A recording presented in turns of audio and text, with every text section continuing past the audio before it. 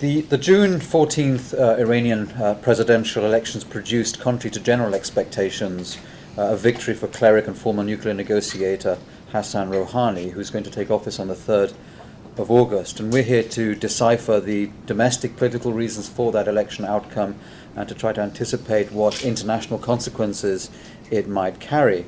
In his campaign, Rouhani seems literally to have gone around the country stirring up moderation, striking a contrasting pose as against the extremism and siege mentalities, as one might see it, of the notionally front-running conservative candidates. He appears to have been the beneficiary of popular dissent at the state of the economy and by extension at the international economic sanctions that are biting. He made clear his intention to enter into more forward-leaning negotiations on the nuclear program. Some external observers have drawn hope from the fact that the conservative clerical establishment centered on the supreme leader has not only countenanced Rouhani's election, but has, according to press reports, also acquiesced to the idea of bilateral engagement of the US. Now, there have been many false dawns on that front. Rouhani proved a tough and a staunch defender of the nuclear program as a negotiator. He has many domestic political balances to strike, but perhaps the alignments and the ingredients for a limited opening are now gathering into place. We're going to find out from our three speakers today. We will start with Dina Esfandiari, who is a research associate here at the IISS, linked to the Non-Proliferation and Disarmament Program. She has a particular focus on the Middle East and Iran in respect of non-proliferation questions. Then we'll dig a little bit deeper after an overview from Dina on the election and some of the foreign policy questions that have been thrown up by it.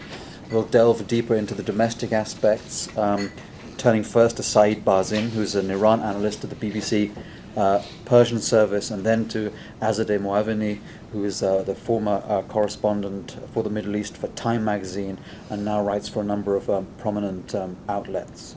So Dina, over to you. Thank you. So as Adam mentioned, I'm just going to give you a brief overview very brief overview of the elections and what happened, and then turn to foreign policy. There was Ahmadinejad's final year saw the worsening of internal disputes in Iran, with a succession of public attacks and calling him to parliament. And it was likely that his persistence in stirring trouble was intended to perhaps secure support amongst the masses as he was losing it within the regime. So the big question really for these elections was, would Khamenei risk a competitive election in order to overcome some of the damage to the system's credibility? But would he do that at such a troublesome time, and would he risk another 4 years of uncertainty, as he had with Ahmadinejad? Although many people thought that it was unlikely he would, it seems we were proved wrong, and the regime instead decided to focus on ensuring legitimacy through encouraging higher voter turnout during the elections. So it seems the Iranians have made clear their desire for change. There are a lot of different explanations as to why things happened the way they did. Some call this a victory for the sanctions regime. Others see it as Khamenei's willingness to act leniently in the face of public pressure. And others argue that in the end this was always the plan. After all, Rouhani passed the Guardian Council's screening. He has a long tradition of loyalty to the Islamic Republic, and he didn't support the opposition in 2009, for example. In addition to this, constitutionally, the Iranian president doesn't actually have that much power. At the end of the day, Khamenei is still the ultimate decision maker. And so there are two main factors to consider: Rouhani's willingness to change things, and also his ability to do anything, even if he is willing. A good example of this, for example, is Khatami. He was, it seemed, willing to make a lot of changes, but his hands were tied, and in the end he wasn't able to do much. So it remains to be seen what Rouhani's victory will mean for Iran. The president is actually mainly responsible for the Iranian economy, but he may be able to influence the general mood and direction the country is taking. And contrary to what we might have thought initially, his relatively good relationship with Khamenei will actually be quite a big positive thing, because it might mean that he'll be able to sway Khamenei's views on certain subjects. So now I'll just talk a little bit about foreign policy. Firstly, it's important to say that foreign policy is not under the president's responsibility. It's the supreme leader and the IRGC that lead foreign policy in Iran. But Rouhani does seem to have more moderate tendencies. Interestingly, he also has a better understanding of foreign policy than his predecessor, for example. Rouhani was for many years, in fact, I think he still is, or he will be until he's inaugurated, the head of the Center for Strategic Research in Iran, which is an Iranian think tank that focuses on foreign policy issues. One of the center's main drivers is, well, one of the things that they say is that the focus of Iran's sphere of influence should actually be the Gulf and Central Asia rather than the wider region, which is really interesting.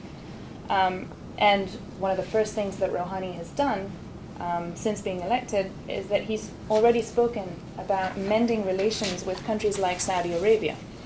The question now is it too late? Will Saudi Arabia be willing to mend relations with Iran?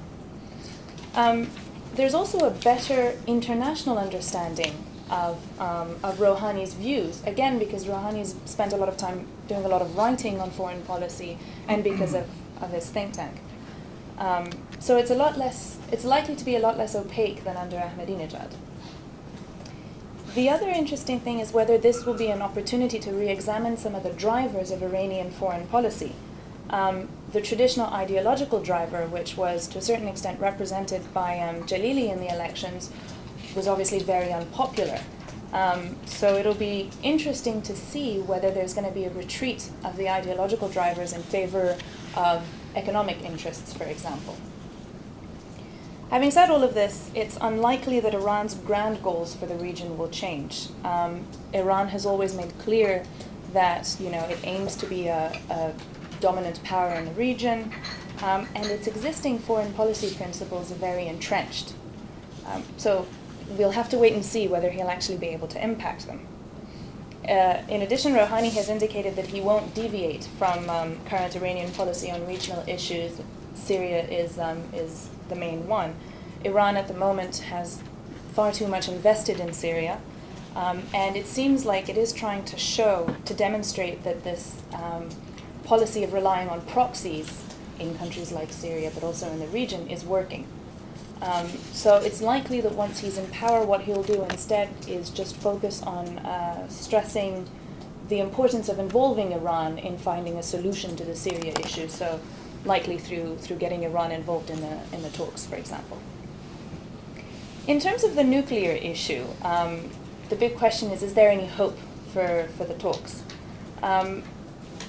One of the big questions that came up is Rouhani's election, will it mean that Khamenei might be more willing to compromise? After all, if Jalili had won, everybody would have said, well, this is a clear signal that we don't want to compromise in the talks. Well, Iran doesn't want to compromise in the talks. So this might be an opportunity to address some of the old difficulties, and there might be more flexibility in Iran's negotiating posture. We'll have to wait and see who he appoints as part of his negotiating team, but it's likely that he's going to rely on technocrats that know the file very well. Some of the names that have been thrown out are Salehi or Veliyati.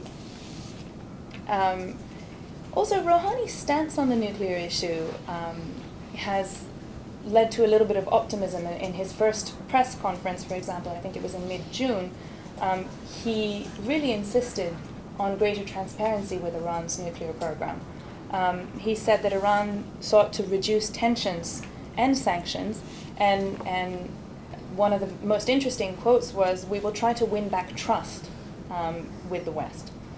But after all, he is a supporter of the program, and just like most of the regime leaders, he sees it as a manifestation of technological achievement and national sovereignty.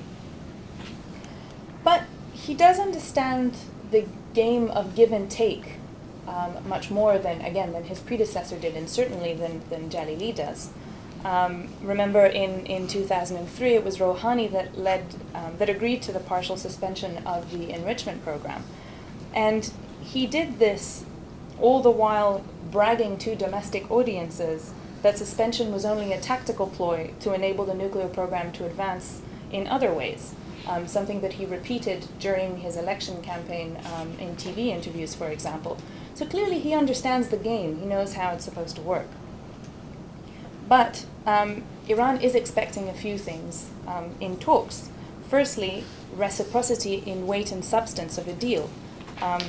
This means sanctions relief, but not just the promise of relief at some point, a clear timeline of when Iran can expect to get some kind of sanctions relief. Iran is well aware of the constraints that the EU, but particularly the US, faces in removing some of these sanctions, and so doesn't want to feel like it's giving everything up for a long-term promise at some point that sanctions will be removed. One other thing is that it's important to convince the regime that sanctions are intended just to prevent the nuclear program from developing and becoming a nuclear weapons program, not to induce regime change, which is what the government believes at the moment.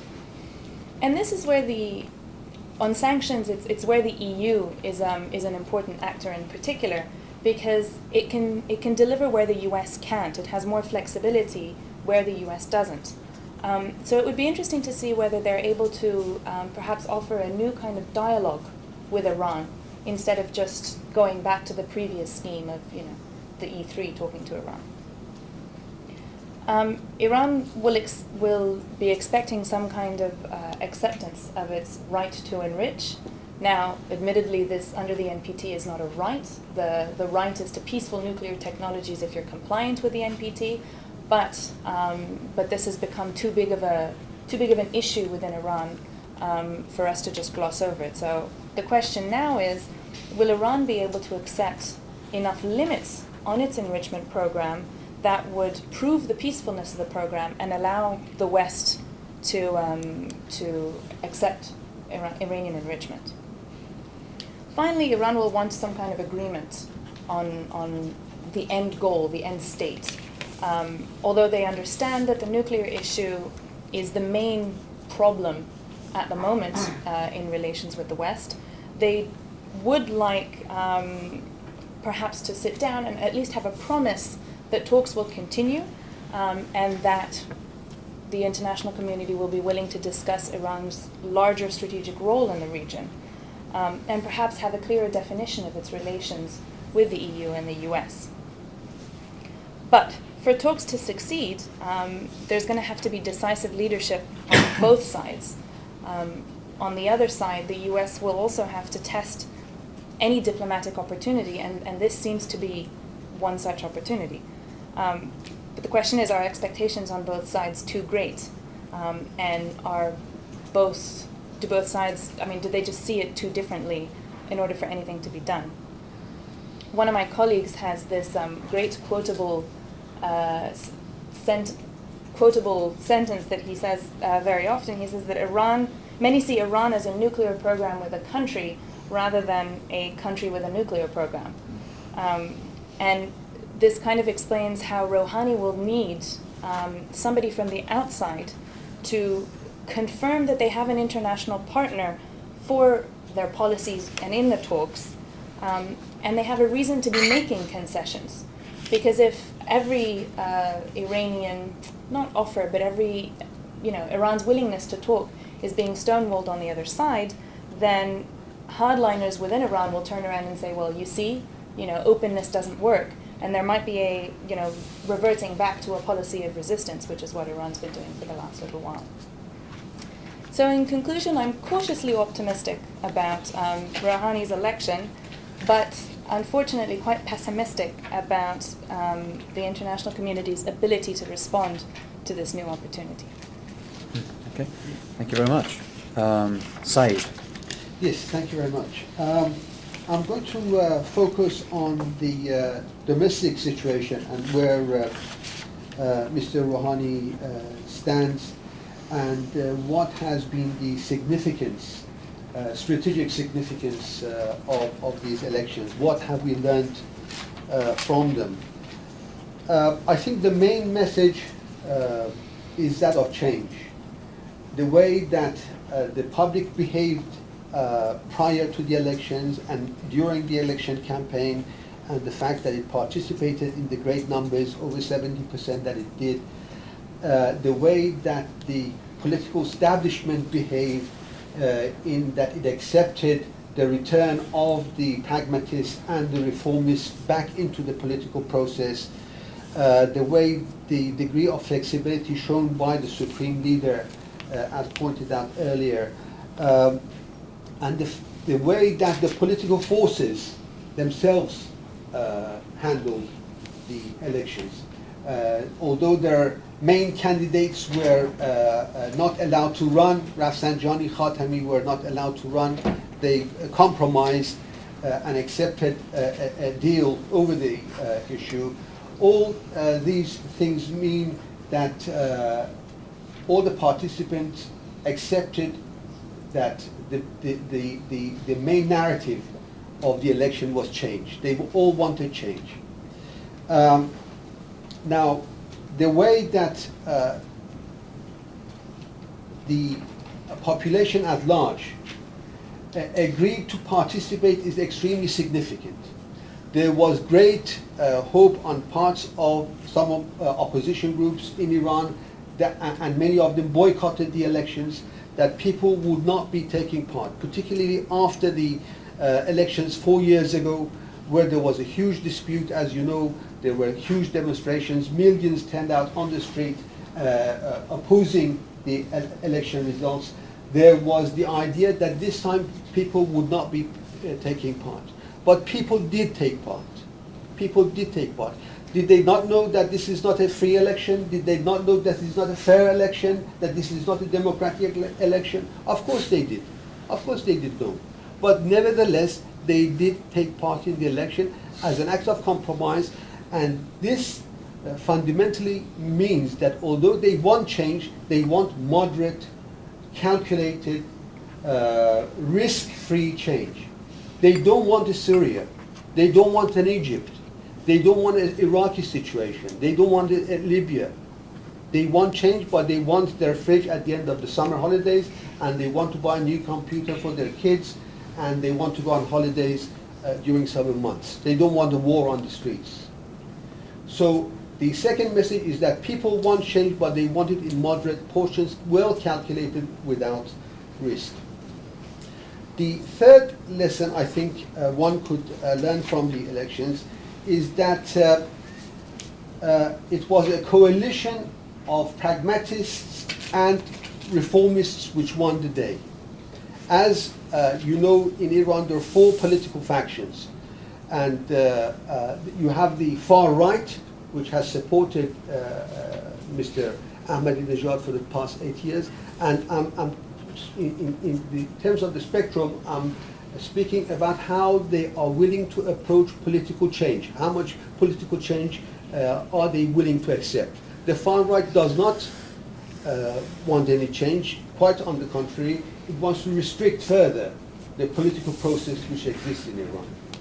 This is the basic identification of the far right. You have the conservatives, the mainstream conservatives, who are happy with the status quo.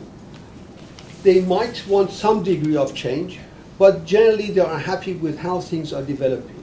And then you have the pragmatists, which are clearly identified with Mr. Rafsanjani, the former president, and then you have the reformists. These are the 4 main factions of the political establishment. And it was a coalition of the pragmatists and the reformists which won the day. And this is extremely significant. And more significant is the fact that it was with the leadership of the pragmatists and not the reformists that the coalition won the day. And the reformists are well aware of this. They know that they're not in the lead position. They know that they're not in the deciding position. They have to accept the leadership of the more cautious, pragmatist faction. And so this, if they are able to maintain this coalition, they would be in a position of strength. If this coalition cracks up for some reason, and that is a possibility which the far right and the conservatives are working on, the success of Mr. Rouhani will be very much in danger. Who were the losers? it was the right wing. It was the right wing who were the main losers. The people who supported Ahmadinejad for the past 8 years, who maintained him in power, were the main losers in these elections. Their candidate was Mr. Jalili, the current nuclear negotiator, and he got only 11% of the vote. The smallest, well, not the smallest, but one of the smallest shares of the whole lot. That is extremely significant because they have lost their strategic strength, their strategic position, which they previously had in the political establishment.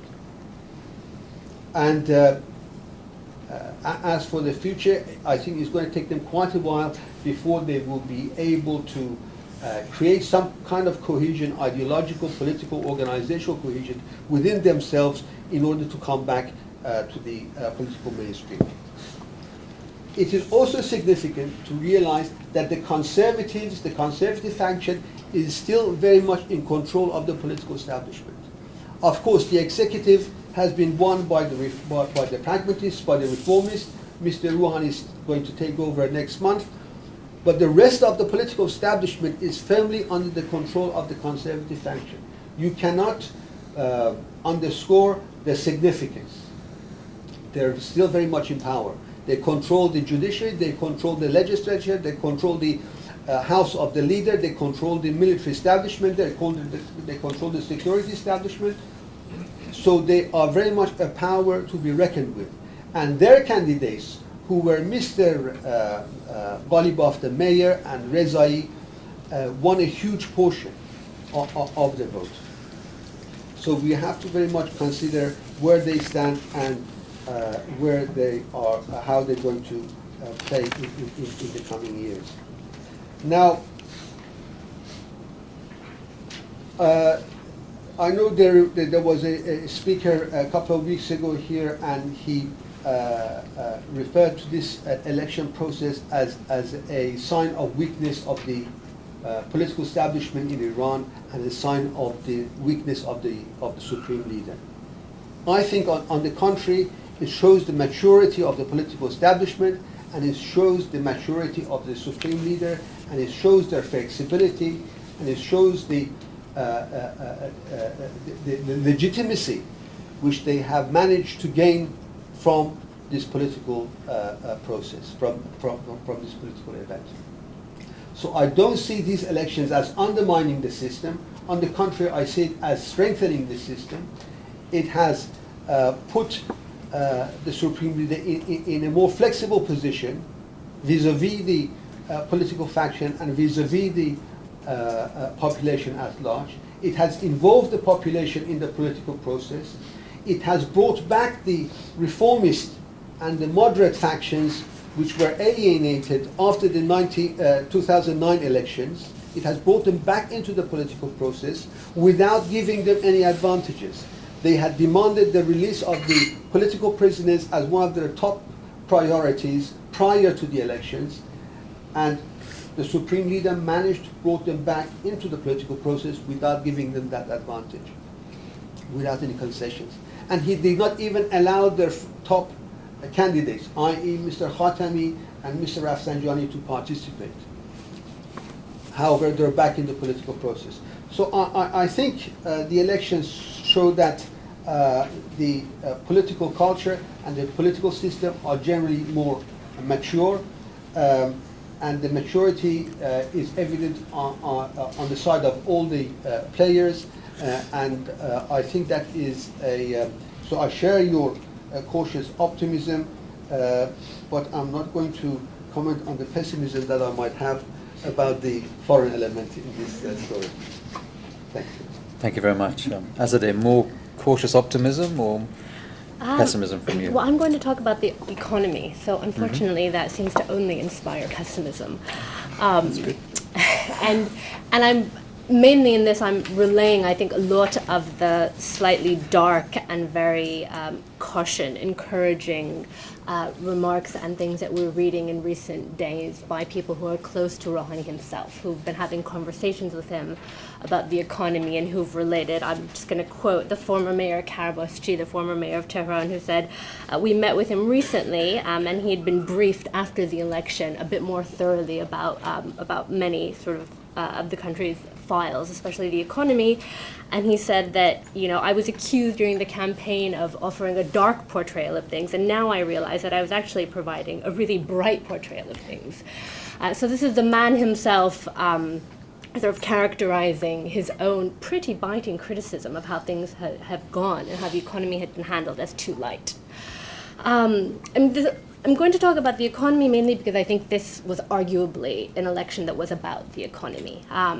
That is something that can be sort of argued from different angles. Some are saying, well, this is about sanctions, and sanctions forced Iranians to come out. Sanctions forced the conservative consensus around the nuclear program to be fractured. But this is all because of what sanctions, and in combination with pretty intense domestic mismanagement of the economy, led to, which is at some point inflation that peaked at 110%, but now hovers and has hovered between 30 and 40%.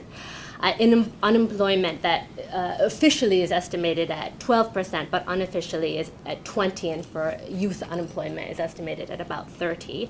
An Iranian currency that has been devalued extensively. And so this is something that I think forms a backdrop to a lot of the sort of surprise dynamics that emerged around this election, both the turnout and I think the fracturing of the conservative establishment that we saw on display during the debates and leading up to the election.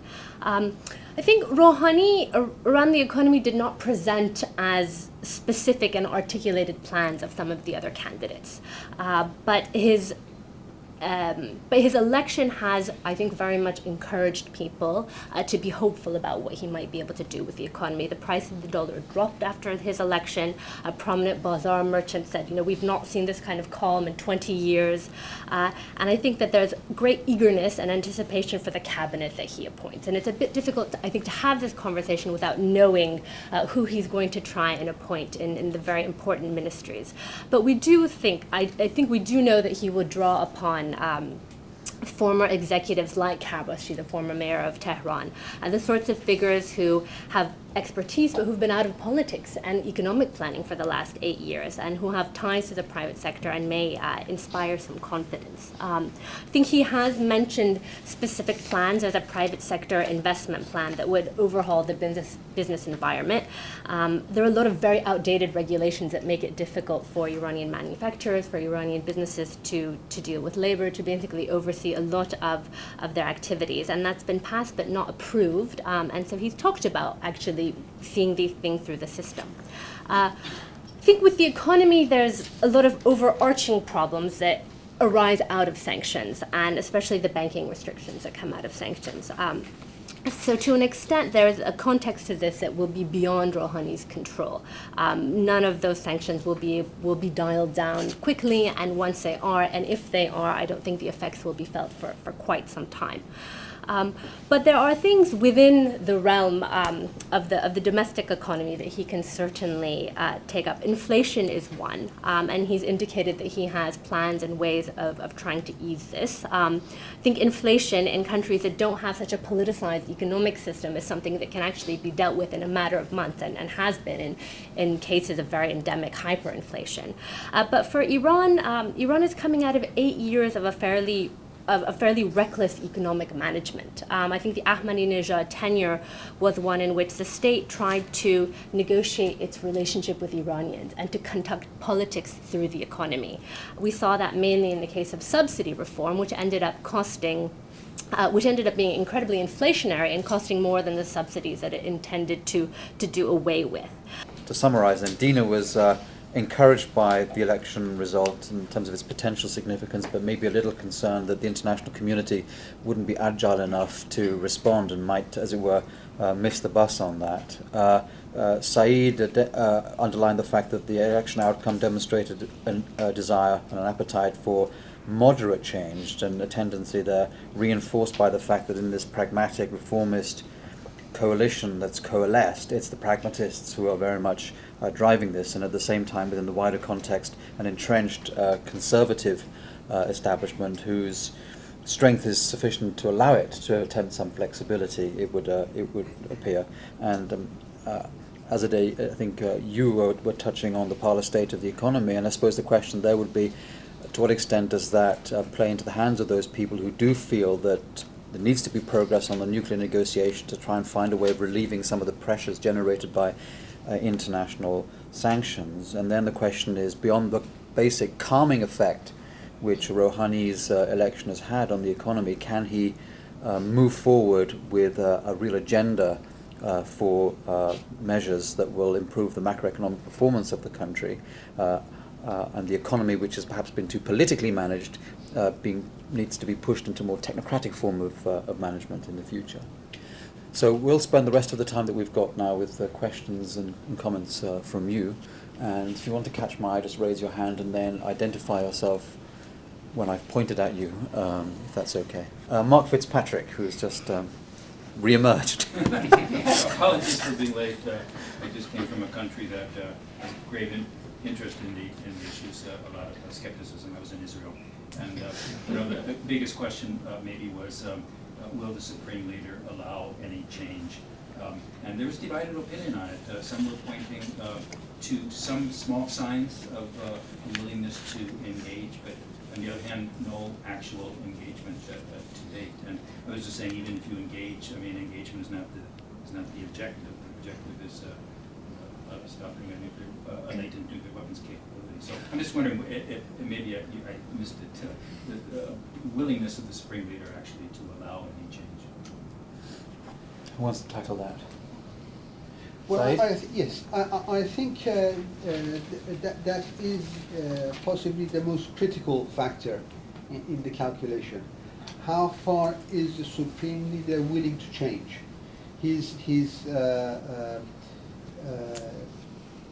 And there are arguments on both sides, as you clearly say, and everybody, I think, is waiting for the signs, and it's going to very much depend on how everybody is going to play. He has shown flexibility. We have to give him that, and he has benefited from that flexibility. We have to take that into consideration. The general expectation was Jalili was his man. They're going to rig the election. It's a fraud.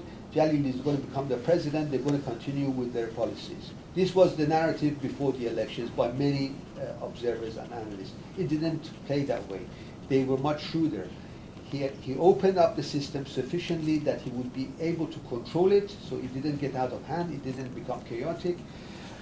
He allowed the reformists and the pragmatists to move back into the system and participate and win the game, and although he didn't allow their top candidates.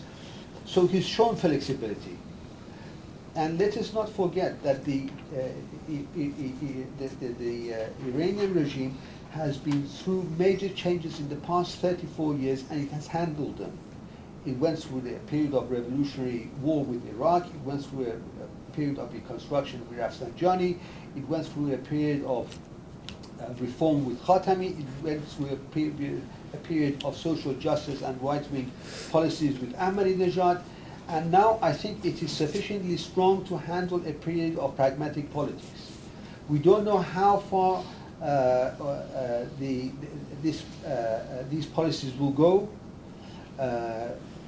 It's very hard to say, but I'm not a pessimist on it.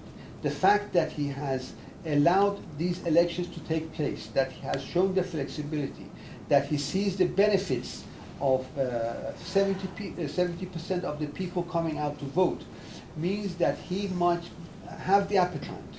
He might have the appetite to accept more change. But of course, he'd be very cautious, he'd be very calculated, as he has been with the elections. They took every step, they took very long-term strategies, and they put them in place in order to manage these elections. And I think that kind of an approach will be applied to other issues as well. Very cautious, very calculated, and optimistic rather than not. What are the signs that we should be looking out for to gain a better understanding as to whether this is a tactical adjustment or rather than a strategic change? Well, I suppose strategic change is always made of tactical moves. So in that way, tactical moves could have strategic consequences.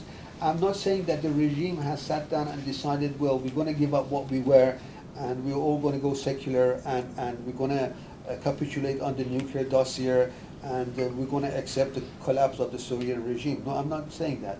But I'm saying that they are approaching their various problems with a new attitude, that they are bringing back pragmatists into office, and these people are ready, are prepared to have a fresh look at the issues and use fresh tactics. Their criticism of the nuclear dossier during the election period, I think, is most significant, and it shows that they are willing to show flexibility and open up on various issues. To come in on this? I would just add that I think there are two variables that have shifted significantly, and so I think how Khamenei does or doesn't shift his position, is not clear. But I think that there are two things that have changed, and one is that I think it's unprecedented to have had a senior advisor like Velayati come out so publicly, basically denouncing the country's nuclear diplomacy, which has been ultimately determined by Khamenei himself. So I think that kind of fracturing, that kind of public condemnation of his own policies is something that is new. I mean, that's not something that's happened probably to Khamenei ever before in the course of his supreme leadership. I think the second is having someone in the position of president who's quite influential, who's got fairly strong connections across the establishment, within the clerical establishment as well, being the interlocutor between Khamenei and the West. I think Khatami did not play that role, did not want to play that role, and did not. Ahmadinejad clearly had his own game. And so I think someone in that role who was determined, I think, to reach some sort of compromise may be able to bring about behavioral changes in Khamenei that we would not have seen or been able to expect had there not been that kind of shifting of positions. I think in terms of signs, the appointment of a new nuclear negotiator will be something to look for. I mean, Salih Jalili, I think, will have to be sacked, and who will be put in his place, I think, will be an early indication of where that's all going to go. Mm-hmm. Just to expand on what you were saying, I completely agree. Rouhani's position within the regime, I mean, he's actually got quite a strong position. He's been working in it for many, many years, and he is very well known for his ability to negotiate, to talk, to make deals with absolutely everyone, something that, as you said, Ahmadinejad was unable to do. So that's going to be very important. But having said that, you also can't expect the changes to happen too fast. When Khatami tried to make changes too fast, everybody panicked, and he was blocked. Anything that he was able to do was just stopped. And this includes some of the appointments that he tried to make within government in order to put some of his supporters and reformists in place. So it's going to have to be really, really slow. And this is where what I was saying before about having some kind of external confirmation of what he's doing, that this is where that's important, because if he can demonstrate that he's got a partner either within the EU or with the US, and that the other side is willing to negotiate with him, and he might actually reap some benefits from these negotiations, then his position will be stronger, and we can expect even more. Great. Yes, you, sir. I'm Bijan Farhudi, Voice of America Persian Service. I just want to ask you this question: that why is there such a effort to put positive spin of everything that has happened in Iran since June 14th? Because we know that when Khatami was elected, Iranian regime was in danger of being just ruptured because of the price of the oil dropped to like $7 to $10. So they brought somebody to put a positive spin on the regime. They brought Mr. Khatami. And before him it was Mr. Rafsanjani. 8 years, they called him a moderate. And we know what happened under Rafsanjani. 275 people got assassinated outside Iran under his leadership. So why do you think that Rouhani will be the guy who can change everything in Iran, as Ms. Sandiari said, but it's going to be a slow change? Why should we believe this gentleman? Mm-hmm. Just the acceptable face of the Islamic Republic. Is that right? No. I think you have to look at the aspiration of the Iranian people for the past 100 years. That's where you've got to look and find your answer. The Iranians, since the constitutional revolution in 1905, 1906 constitutional revolution, have aspired for political freedom and the rule of law. And they have not achieved it. They have not achieved it. They failed 60 years during the Pahlavi period, and they have failed fundamentally in the past 35 years as well. But the aspirations are there, and many people in Iran, the 70 million people who live there, are working towards them in the middle classes, in the educated classes, in the political elite, in the various sections of the society. And these changes are the result of those efforts. The coming to power of Mr. Khatami and what he achieved during those years was not a show for us foreigners sitting outside Iran to fool us. It was an effort by many thousands of Iranian intellectuals, politicians, middle classes, to create a better society, to create a more open society, to create a society where the rule of law exists, to create a society where people are free to speak. It was not a show. It was a real effort. And it had achievements, and it failed in many ways. It had achievements. It was the only period in the history of modern Iran where the state put finance, political will, and cultural support to expand the trade unions, to expand the political parties, to allow freedom of the press, to allow the women's movement.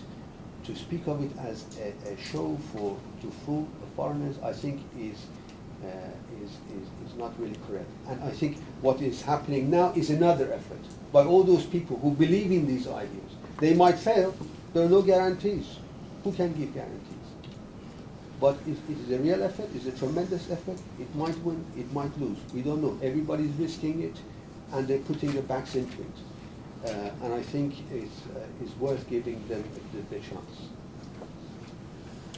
Yes, you please. Hugh Chalmers from Lucy. I've got a question for Dina about the negotiations. It kind of comes in two parts. The first is kind of how they go about negotiating and essentially to what ends. The second part. On the first part, from the perspective of the National Security Council and the nuclear negotiators, whoever it ends up being, are they more happy about the fact that Rouhani is in or that Ahmadinejad is out?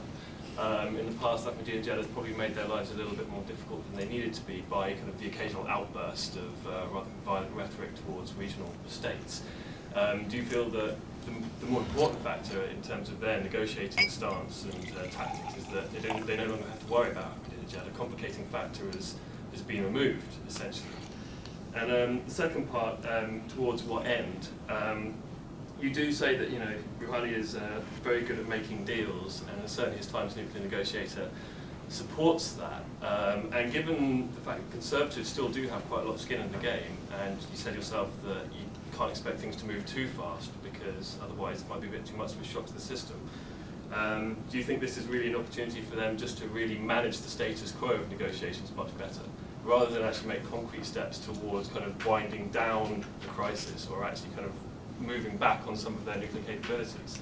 Because I'd see, without Ahmadinejad to screw things up, and a kind of a seasoned hand as the president, you've got a perfect opportunity to just basically manage the status quo, string things out for as long as you want.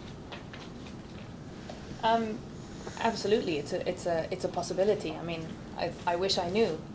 But the point is, if that's the view that we're going to take, then well, we might as well just all pack up and go home and expect a strike on Iran tomorrow and then a strike every 3 years, since clearly there's no way to address the problem. I think that I think the Iranians are well aware of their position right now. They're aware that economically they're quite weak, that they don't want the sanctions to continue, despite the fact that they've been saying, oh no, but we're finding ways around it, and we're looking east, etc., etc. So, but they're aware that they're still suffering from them a little bit, and so if they can negotiate to get rid of them, and if they can negotiate to make the Iranian population slightly happier, then surely they'll try and do that. Maybe it's an overly optimistic view of the situation. I'll grant you that, but if you take your position, then like I said, we might as well stop talking to the Iranians. A supplementary question coming? No, I just wanted a quick response. I didn't say that maintaining the status quo is a bad thing in any way. That could actually be the best option that we have. Well, I think some people would disagree. I mean, certainly a lot of Westerners would disagree with that. Would say that actually maintaining the status quo would eventually allow Iran to get a nuclear weapon, which is the worst case scenario. So, not my view, but certainly a view. In answer to your first question, what are they happy about? Ahmadinejad leaving or Rouhani coming in? I think both. I think getting rid of Ahmadinejad is kind of taking a weight off everybody's shoulders. And I think that Rouhani coming in is one of a best case scenario, because as we mentioned before, everybody won. Nobody thought so, but even the supreme leaders won. Even his position has been strengthened. Rouhani has support throughout the government and the regime, and so his ability to, like we said, to negotiate, to talk, to make deals, to coax people, to convince people, is he's much better than say Ahmadinejad's was. So it calls for optimism. Yes, please. Yes, Samir Puri, member of the Institute.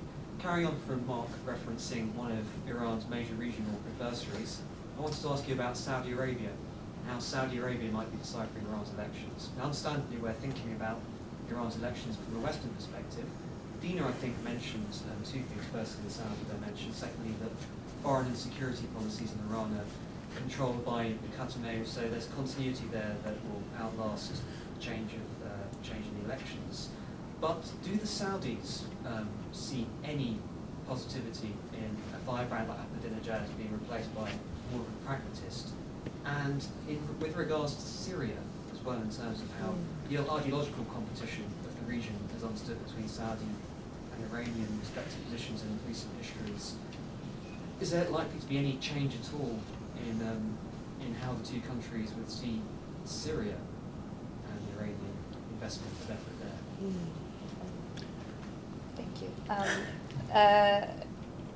So as I mentioned, Rouhani, it seems, does want to at least alleviate some of the tensions in the region, and one of the things that he will focus on is his relations with countries in the Gulf.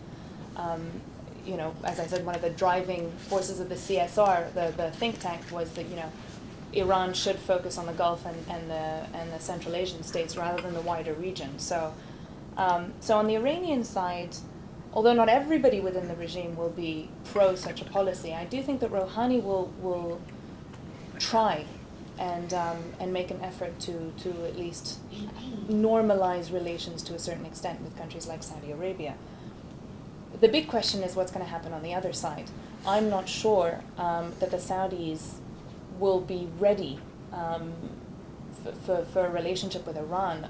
Most of the policymakers in Saudi Arabia at the moment are violently anti-Iran, are very afraid of Iran, have made statements to that effect for the last God knows how many years, and are aware of this competition between Iran and Saudi Arabia in the region for prominence. So I'm not sure actually the Saudis are ready for that. Having said that, there are a lot of changes happening in Saudi Arabia, and the system is very opaque, so it's very hard to know exactly what will happen. Do you want to add something? Yeah, I would just, I would agree with Dina that I think with Saudi, it will be much more fraught than last time Rouhani involved himself in dealing with Saudi Arabia. I think in the intervening decade, Iraq has acquired a Shia government. In the intervening decade, we had the war in Lebanon, the Hezbollah-Israel war, and we've had Syria. And I think that the mood, especially in the last year, in the aftermath of Bahrain, the ongoing problems in Bahrain, I think that the mood in the region, the sectarian mood, requires this Shia boogeyman. And so in a way, Ahmadinejad's exit is quite inconvenient for the Saudis and the Qataris, or whoever you would like to sort of identify as being quite virulently pushing this kind of sectarian line. And I think we see it in the Sunni clerics who are in Saudi Arabia, people like Qaradawi. And I think it's sort of acquired a momentum of its own. It's quite frightening. But that Rouhani kind of introduces almost an unwelcome shift in that. And that's something that I don't know any of us know how it's going to play out, but I think it will be very fraught. And I think the Saudis, you're absolutely right, may just pull back and not respond, or may have demands that are so sort of oversized that will sort of immediately bring a halt to any kind of discussion. And just to add to that, I mean, unless there is any Iranian change, any change in Iran's policy in Syria, it's unlikely that the region will view Iran's efforts differently. Because this, as you said, this view of the Shia boogeyman, the country that's spreading sectarianism in the region, is so prominent in Arab minds and in the Arab street now, that it's unlikely that anything other than a change in Iranian policy in Syria will change it. Said, anything on the Syrian question? Yes, well, just a couple of short points. On the Supreme Leader totally controlling the process of foreign policy, this is not totally correct. Yes, the Supreme Leader is very much influential. The Revolutionary Guards are involved in the foreign policy process. The intelligence agencies have an important input. The Parliamentary Foreign Affairs Committee is an important element. The Foreign Ministry is important. But the President is also an important player. The fact that foreign policy of the Islamic Republic has changed under 4 different presidents testifies to this statement. Foreign policy was different in the revolutionary period. Foreign policy was different under Hashemi Rafsanjani. Foreign policy was different under President Khatami. In the year 2000, the United Nations announced the year as a year of dialogue between civilizations on the basis of a proposal by President Khatami. Miss Albright, Madeleine Albright, the U.S. Secretary of State, practically apologized for the involvement of the U.S. government in Iran's 1953 coup. Jack Straw was visiting. These are important elements because the situation has changed. The situation changed under Mr. Ahmadinejad. It went the other way. There was confrontation, and the attitude of confrontation, aggression on behalf of the Iranian regime, and similar response from outside. So to think that, well, Mr. Khamenei is in control, so nothing's changed, is only again, no, this is not true. There are different elements which contribute to the formation of foreign policy, and the President and the Cabinet are a very important part of that process. Thanks. We've got time for just 2 more questions, which we'll take simultaneously, as it were. Yes, you, sir, at the back. Thank you. Vinod Kumar, member of the Institute. This has been a very balanced and excellent discussion, but there's one issue I would like the panel to focus a bit more, and that is on the impact of economic sanctions on Iranian economy, and how, given the uncertain, if not lukewarm, Western response to the negotiations, how will that complicate the President's ability to manage the macro economy? I suspect Jiri Rajendran has a similar question to ask. Yes, I do. If the elections were mainly about the economy, as Azadeh suggests, it seems to me there are 2 potential explanations for the election results.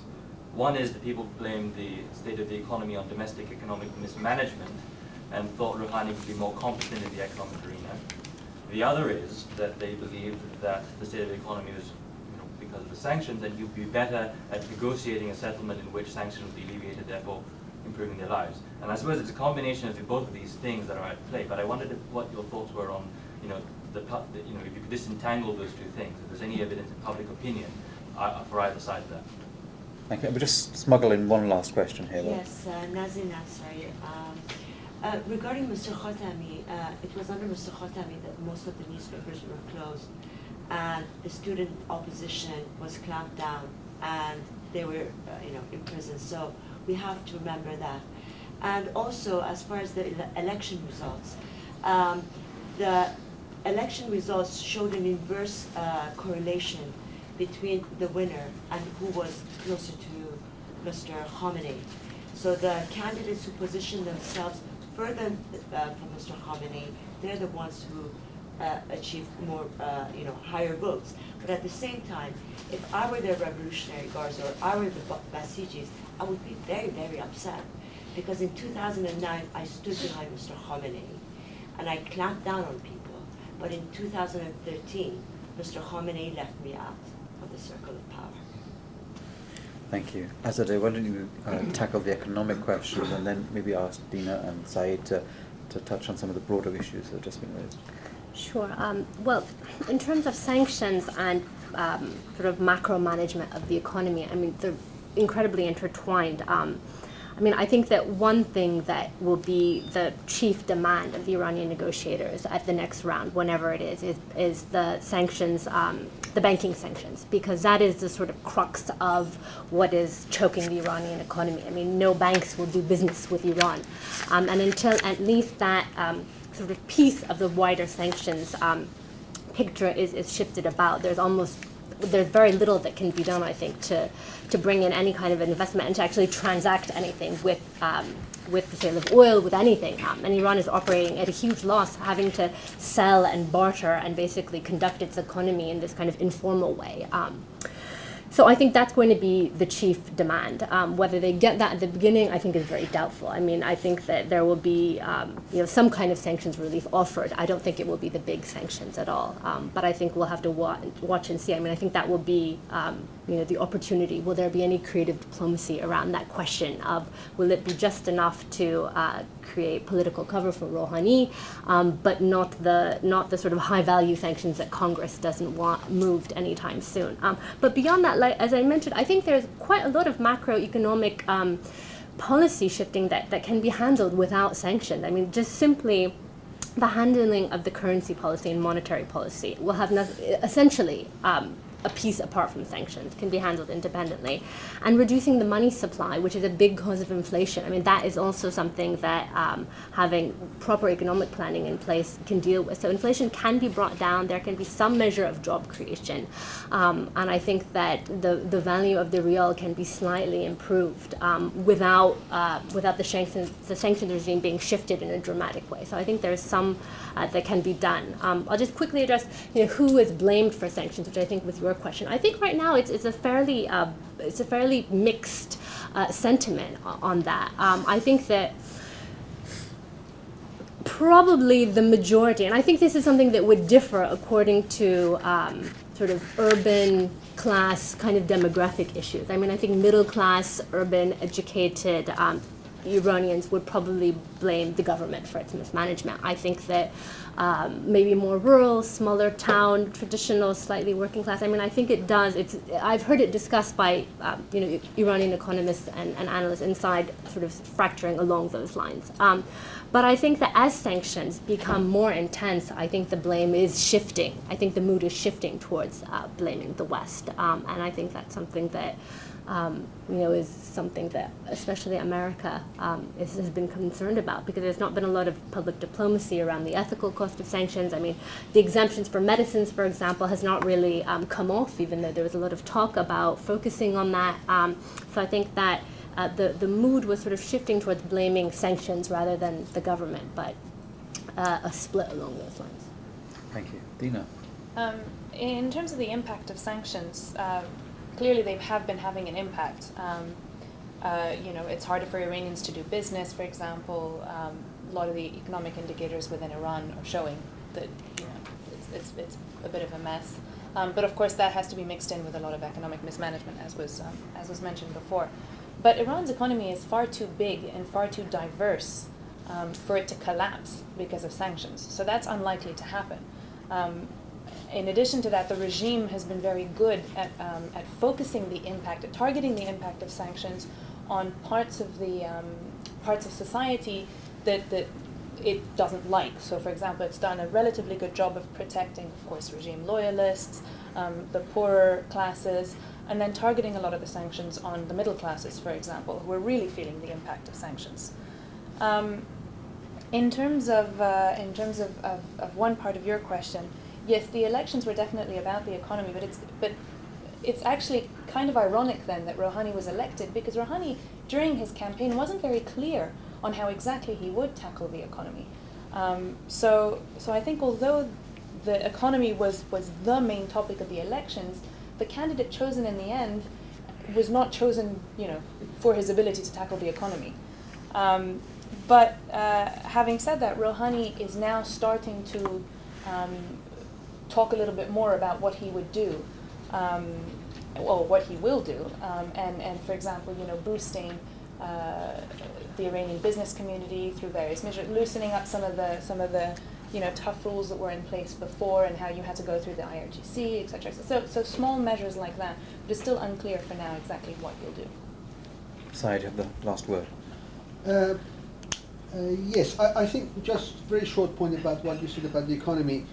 The sanctions have caused problems for the economy and they've caused happiness. But did they directly result in the election of Mr. Rouhani as the new president? No. No, there were many other elements in the calculation which are as significant as the sanctions.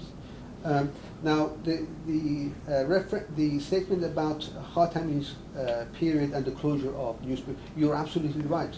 But it wasn't Khatami who closed them. It was the judiciary, it was the conservatives, the right-wingers, trying to bring down the government by constantly attacking his social base, i.e. The student movement, the women's movement, the closing down the newspapers, arresting his Minister of Interior, putting him in prison for 3 years. And this shows the reality of factional fighting. So this is not a show. The fact that they put his minister in prison for 3 years, this is not a show. This is real politics. This is struggle for power. This is struggle for influence. And it was Khatami as the representative of the reform movement who introduced a fresh new discourse on the rule of law, on the importance of political freedoms, on the importance of social freedoms into the Iranian society, and they managed in the 2009 elections to consolidate these ideas with the Iranian modern middle class, which did not exist previously. So the movement, the reform movement, is making very important, although gradual, steps forward. Regarding your statement about the position of the leader, yes, you're absolutely right. The vote was anti-status quo. People generally voted against what there was. I mean, the system is too close for us to be able to articulate what people were thinking, what they wanted, what they were saying. But we can clearly see that the vote was a protest vote and it was anti-status quo. But the significance of the situation is that the leader saw that coming. He saw the protest vote coming, he saw the anti-status vote coming, and he shifted his position and he planned his strategy according to that behavior. And therefore, he consolidated his position and he made a compromise by giving some elements to the opposition, to the people at large, and therefore we can come to the conclusion that he might have strengthened his position. Yes, the Basijis and conservatives are unhappy, but I think their political leadership understands the fact that they have to compromise in order to survive, in order to keep their money, in order to keep their power, in order to keep their fancy houses and fancy cars. They need to compromise, and this is what they've done. Thank you. Well, I don't know whether it's customary for Iranian presidents to make inaugural addresses, but if they do, clearly this one is going to be worth following on the 3rd of August. And as a result of today's panel, I personally feel much better prepared to read some of the tea leaves, at least. But I think we should do this panel again in a couple of months' time and see how the predictions and the assessments have turned out in the light of events. But for now, at least, please join me in thanking our 3 speakers today.